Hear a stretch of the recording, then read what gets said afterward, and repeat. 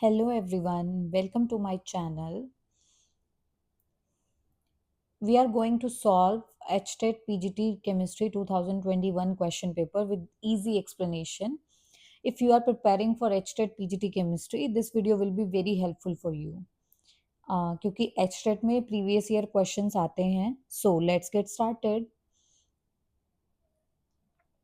So this question is, the question number 1 is, the reaction of benzene diazonium chloride with phenol to give para-hydroxyazobenzene is which of the following type of reaction? तो इसने पूछा है कि ये जो reaction दिया हुआ है ये किस तरह का रिएक्शन है. तो ये किस तरह का रिएक्शन है? तो basically he is talking about the coupling reaction. You can see this is diazonium salt.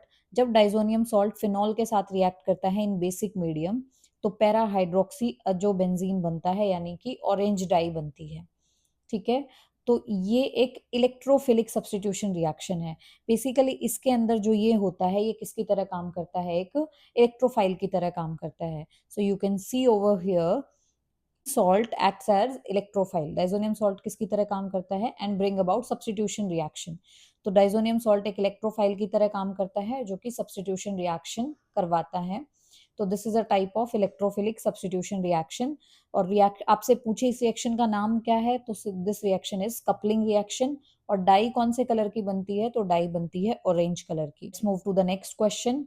So the next question is, which of the following pair of element does not have same size? So यहाँ पे जो concept लगाया गया है that is lengthenoid contraction. ये जो concept है ये कौन सा है? lengthenoid contraction. तो आपको पता है कि lengthenoid contraction में क्या होता है? lengthenoid सीरीज में when we move left to right from LA to LU, जो साइज है वो कॉन्टिन्यूसली डिक्रीज होता है क्योंकि Z इफेक्टिव बढ़ता है और Z इफेक्टिव बढ़ने से साइज क्या होता है? डिक्रीज. दूसरा जो 4f इलेक्ट्रॉन्स है उनकी शील्डिंग क्या होती है? पुअर. और पुअर शील्डिंग होने से भी क्या होता है? Size decrease. तो लेफ्ट टू राइट जब हम जाते हैं तो both factors favours the decrease in size. So when we move left to right from LA to LU, जो Z इफेक्टिव होता है वो इंक्रीज होता है, साइज डिक्रीज होता है जिसकी वजह से, और पुअर शील्डिंग की वजह से भी साइज डिक्रीज होता है. ठीक है, तो इसी को हम लेंथेनॉइड कॉन्ट्रैक्शन बोलते हैं. तो लेंथेनॉइड कॉन्ट्रैक्शन का कॉन्सिक्वेंस क्या है? लेंथेनॉइड कॉन्ट्रैक्शन का कॉन्सिक्वेंस है कि लेंथेनॉइड कॉन्ट्रैक्शन की वजह से जो 4D सीरीज है एंड 5D सीरीज है उनके कॉरस्पॉन्डिंग मेंबर्स का जो साइज है वो ऑलमोस्ट क्या हो जाता है? Constant. So you can see over here ZR and HF belongs to same group. One is from 4D and another one is from 5D series. तो यहाँ पे लेंथेनॉइड कॉन्ट्रैक्शन लगेगा. ठीक है, इसका मतलब इनका साइज जो होगा वो क्या होगा? Almost same. So next option देख लेते हैं. नेक्स्ट ऑप्शन क्या है? Palladium platinum. You can C Palladium platinum. ठीक है, एक 4D का मेंबर है, एक 5D का मेंबर, और सेम ग्रुप से हैं, तो यहाँ पे भी लेंथेनॉइड कॉन्ट्रैक्शन काम करेगा और इनका साइज भी क्या होगा? Almost same. उसके बाद हम बात करेंगे molybdenum and tungsten. Molybdenum and tungsten again belongs to same group, but one is from 4D and another one is from 5D. तो अगेन लेंथेनॉइड कॉन्ट्रैक्शन लगेगा. तो हमने देखा कि यहाँ पे इन तीनों का जो साइज है वो क्या है? ऑलमोस्ट, मतलब इनमें ये ऑप्शन में, ये ऑप्शन में, ये ऑप्शन में, इन सब में साइज क्या है? Almost same. जबकि NB और ऑस्मियम, नियोबियम और ऑस्मियम में ये दोनों हैं तो 4D और 5D के मेंबर लेकिन सेम ग्रुप से नहीं है, तो ये कॉन्सेप्ट यहाँ पे वर्क नहीं करेगा. कि आई होप आपको एक्सप्लेनेशन समझ आया होगा. So let's move to the next question. Question number 93. तो क्वेश्चन नंबर 93 क्या कह रहा है? When 3 nitrobenzaldehyde. So you have 3 nitrobenzaldehyde. This is benzaldehyde and 3 position पे क्या है? नाइट्रो. ठीक है, when it react with SnCl2, इसका रिएक्शन किसके साथ कराया है? SnCl2 and HCl के साथ. तो आपसे प्रोडक्ट पूछा गया है तो आपको पता होना चाहिए कि ये जो क्या कराता है, it is a reducing agent. ये क्या है? एक रिड्यूसिंग एजेंट है. और ये रिड्यूसिंग एजेंट क्या कराता है? ये नाइट्रो ग्रुप को NH2 ग्रुप में कन्वर्ट करता है. इसका यही फंक्शन होता है. ट्वेल्थ क्लास अमाइंस वाले चैप्टर में एनसीईआरटी में method of preparation of amines में ये पहली रिएक्शन है। तो बेसिकली यहाँ से प्रोडक्ट क्या बन जाएगा, जो CHO है वो एज इट इज रहेगा और जो NO2 है वो इसको, ये जो रिड्यूसिंग एजेंट है ये इसको किस में कन्वर्ट कर देगा, NH2 में। तो प्रोडक्ट क्या बनेगा, 3 amino benzaldehyde. So the option is 3 amino benzaldehyde, option number 3, right. तो ये क्या करेगा वो आपने देख लिया। उसके बाद नेक्स्ट क्वेश्चन में मूव करते हैं। Next question is Freundlich adsorption isotherm. ये बेसिकली क्या होता है, x/m is directly proportional to x/m is directly proportional to p⁻1/n। ठीक है, तो आंसर तो फोर्थ है, लेकिन हम एक बात समझ लेते हैं क्योंकि इसमें से कई बार प्रेशर से रिलेटेड क्वेश्चन भी पूछा है। जब ये जो p⁻1/n है तो 1/n का वैल्यू वेरी करता है 0 to 1। तो क्वेश्चन पूछा गया है पहले कि 0 वैल्यू कब होता है 1/n का और 1 वैल्यू कब होता है, यानी कि किस प्रेशर पे होता है। So we can see from the graph, जब प्रेशर लो होता है तो x/m is directly proportional to pressure. So हम क्या बोल सकते हैं कि लो प्रेशर पे 1/n का वैल्यू क्या है, 1। तो लो प्रेशर पे 1/n का वैल्यू क्या रखा गया है, 1। इंटरमीडिएट प्रेशर पे ये इक्वेशन फॉलो होती है। और जब प्रेशर हाई होता है तो एक्चुअली क्या होता है कि ये कोई सरफेस है, इस पे ये एड्सॉर्प्शन हो रहा है। तो एक टाइम के बाद जब हम कितना भी प्रेशर लगाते जाएं तो मैक्सिमम एड्सॉर्प्शन हो चुका होता है, तो फर्दर प्रेशर लगाने से एड्सॉर्प्शन नहीं होता है। ठीक है, जितना एड्सॉर्प्शन होना था हो चुका, अब आप अगर प्रेशर बढ़ाएंगे तो उस पर कोई भी इफेक्ट नहीं पड़ेगा। That means at very high temperature x/m यानी कि एक्सटेंट ऑफ एड्सॉर्प्शन जो प्रेशर है उस पर डिपेंड करना बंद कर देता है। तो दैट मीन्स उस टाइम पे n1/n का वैल्यू क्या हो जाता है, 0। तो आपको याद रखना है कि जो फ्रेंडलिक एड्सॉर्प्शन आइसोथर्म में extent of adsorption is directly proportional to p⁻1/n है, वहां पे 1/n का वैल्यू 0 कब होता है, जब प्रेशर बहुत ज्यादा हाई होता है। और 1/n का वैल्यू 1 कब होता है, जब प्रेशर बहुत ज्यादा लो होता है। ठीक है, आई होप आपको क्लियर होगा। उसके बाद let's move to the next question, question number 95। When cyclohexene react with bromine in the presence of heat and UV light, you can see the mechanism। यहाँ पे फ्री रेडिकल मैकेनिज्म फॉलो होता है, जो bromine है वो bromine free radical में convert हो जाता है। और यहाँ पे हो क्या रहा है, दिस इज साइक्लोहेक्सीन। यहाँ पे H है, एक ब्रोमीन फ्री रेडिकल आएगा वो H के साथ चला जाएगा, तो क्या बनेगा HBr, and this will be converted into this. Free radical बना तो जो एक और Br है वो आके इस पर अटैक करेगा, तो क्या बनेगा 3 bromo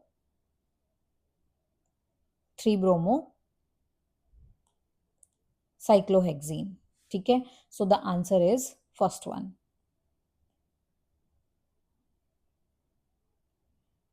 now let's move to the next question.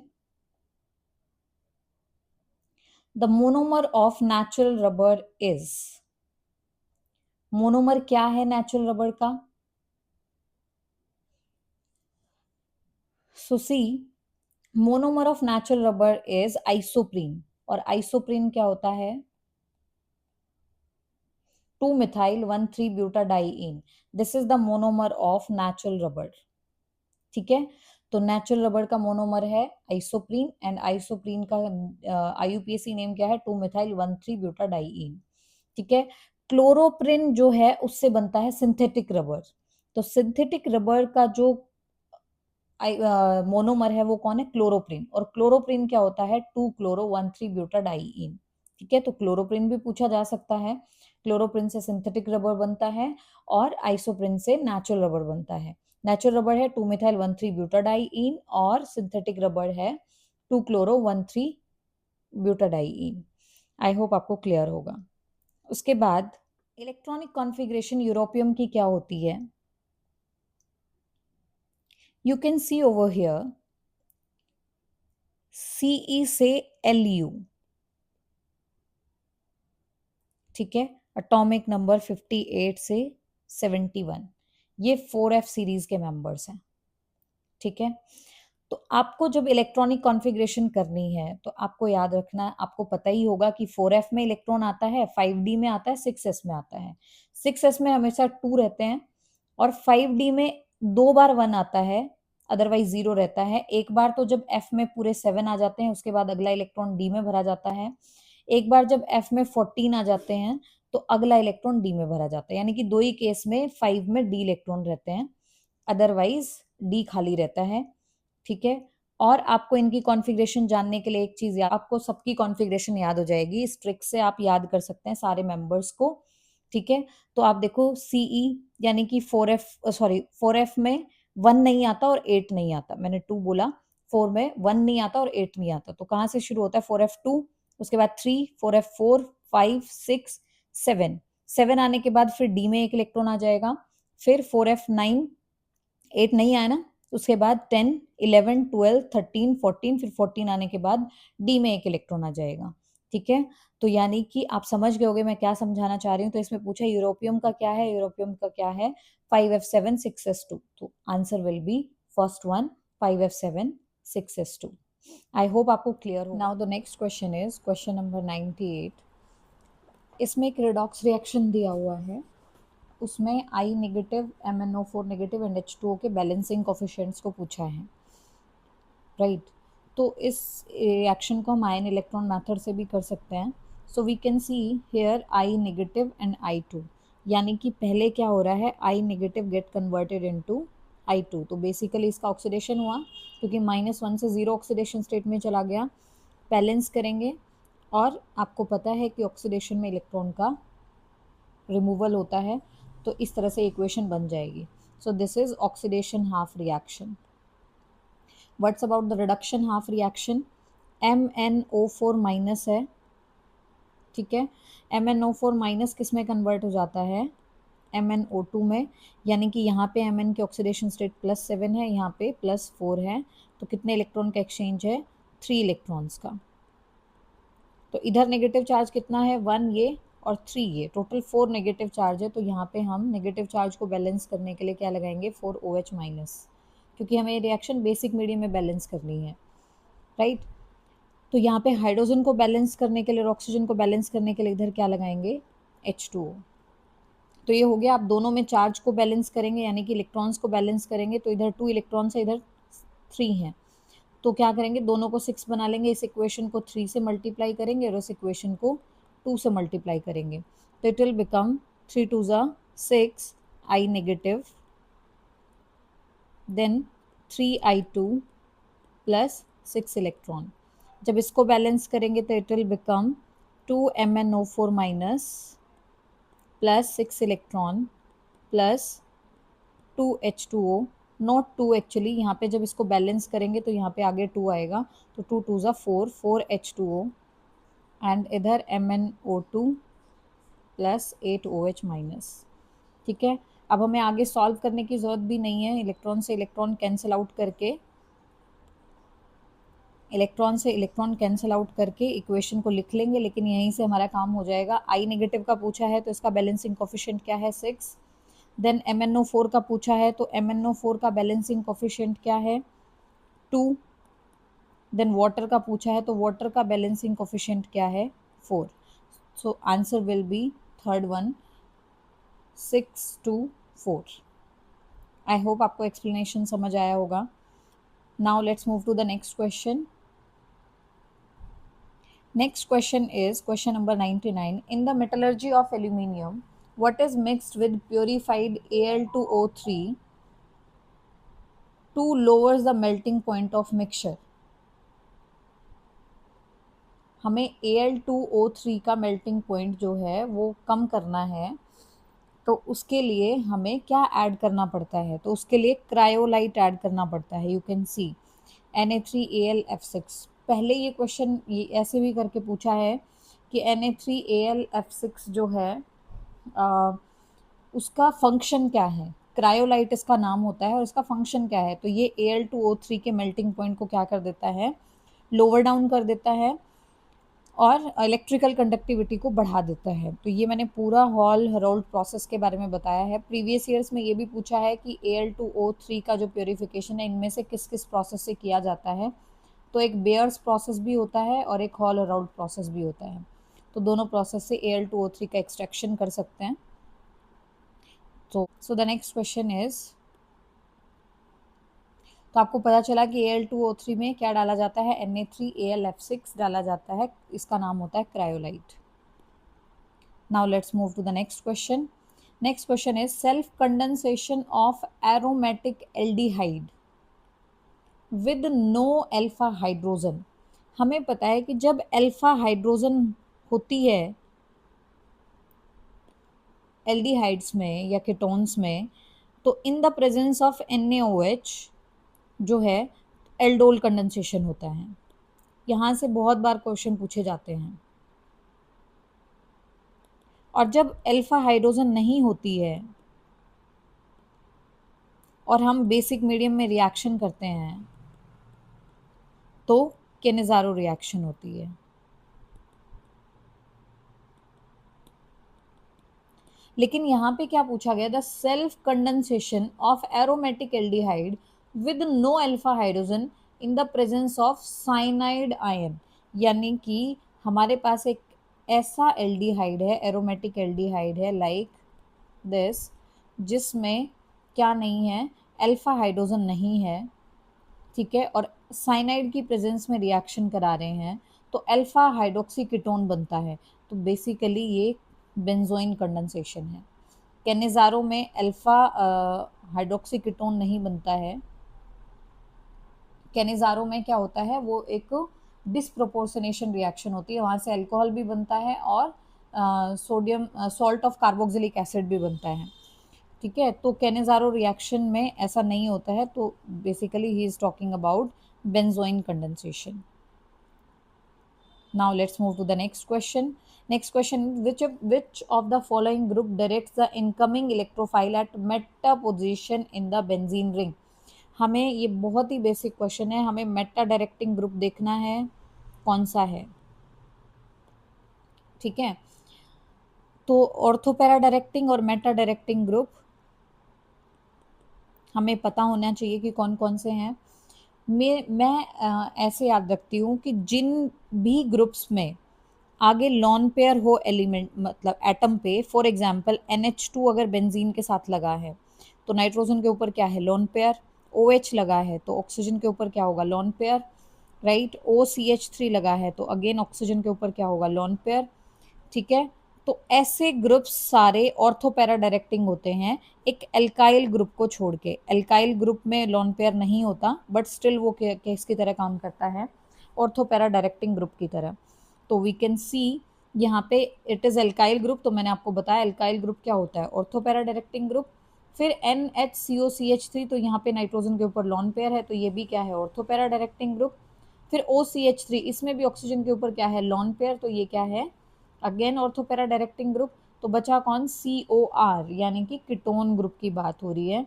तो COR जो ग्रुप है वो कैसा ग्रुप है, मेटा डायरेक्टिंग ग्रुप, ठीक है। तो Meta directing group basically carboxylic acid, ketone, aldehyde, nitrogen में भी नाइट्रोजन पे या सॉरी जो भी एलिमेंट, जो भी एटम कनेक्टेड है, जो भी एलिमेंट कनेक्टेड है रिंग से जिसके पास लोन पेयर नहीं है, वो सारे कैसे ग्रुप होते हैं, meta directing group. So answer is fourth one, ये एक मेटा डायरेक्टिंग ग्रुप है and all the other groups are ortho para directing group. Now let's move to the next question. CONH35SO4Br and this show which type of isomerization, कौन से तरह का isomerism इसमें possible है। तो देखें यहाँ पे भी कोबाल्ट, यहाँ पे भी cobalt, NH3 SO4 Br formula है वो क्या है, सेम है। तो ऐसा कौन सा आइसोमेरिज्म शो करता है, आयनाइजेशन आइसोमेरिज्म। जब इसका आयनाइजेशन करेंगे CONH35SO4 negative plus SO4 positive plus Br negative, तो आयनाइज होने के बाद एक अलग एंटिटी मिलेगी, जब इसको आयनाइज करेंगे तो एक अलग एंटिटी मिलेगी।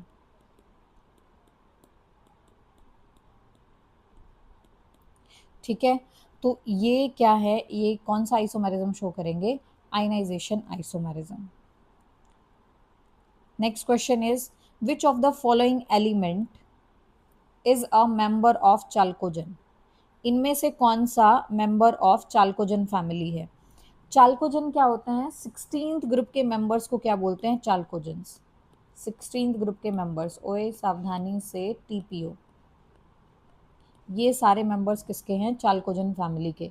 इनको चाल्कोजन्स क्यों बोलते हैं, because they are ore forming, क्योंकि ये ओर बनाते हैं, इसीलिए हम इनको क्या बोलते हैं, चाल्कोजन्स, राइट। तो इनमें से पूछा है कौन सा चाल्कोजन है, यानी कि कौन सा 16th ग्रुप से बिलोंग करता है, तो ऑब्वियसली सेलेनियम किससे बिलोंग करता है, 16th ग्रुप से। ब्रोमीन एक हेलोजन है क्योंकि ये 17th ग्रुप से बिलोंग करता है, ठीक है, और ये 15th ग्रुप से बिलोंग करता है, ठीक है, और ये कार्बन फैमिली से बिलोंग करता है। तो इसमें चाल्कोजन पूछा है तो answer will be first one. Now let's move to the next question, which of the following gas form carboxy haemoglobin. देखिए, हीमोग्लोबिन के साथ ऑक्सीजन मिलके बनाती है ऑक्सी हीमोग्लोबिन, और हीमोग्लोबिन के साथ कार्बन मोनोऑक्साइड मिलके बनाती है कार्बोक्सी हीमोग्लोबिन। तो आपसे यही पूछा है कि कौन सी गैस क्या बनाएगी, कार्बोक्सी हीमोग्लोबिन बनाएगी, तो answer will be first one. Next question is predict the entropy of the following change. यहाँ पे ये क्या है, हाइड्रोजन मॉलिक्यूल है एंड ये किस में कन्वर्ट हो जाता है, हाइड्रोजन एटम में, ठीक है। तो यहाँ पे क्या हो रहा है कि जो नंबर ऑफ पार्टिकल्स हैं वो 1 से क्या हो रहे हैं, 2, और जब नंबर ऑफ पार्टिकल्स इंक्रीज होते हैं तो क्या होगा, रैंडमनेस बढ़ेगी, यानी कि डिसऑर्डर बढ़ेगा, तो क्या हो जाएगा, एंट्रोपी इंक्रीज हो जाएगी, क्योंकि यहाँ पे 1 है, यहाँ पे 2 है, तो नंबर ऑफ पार्टिकल्स क्या हुए, इंक्रीज हुए। तो नंबर ऑफ पार्टिकल्स इंक्रीज होंगे तो रैंडमनेस इंक्रीज होगी, तो एंट्रोपी भी क्या हो जाएगी, इंक्रीज।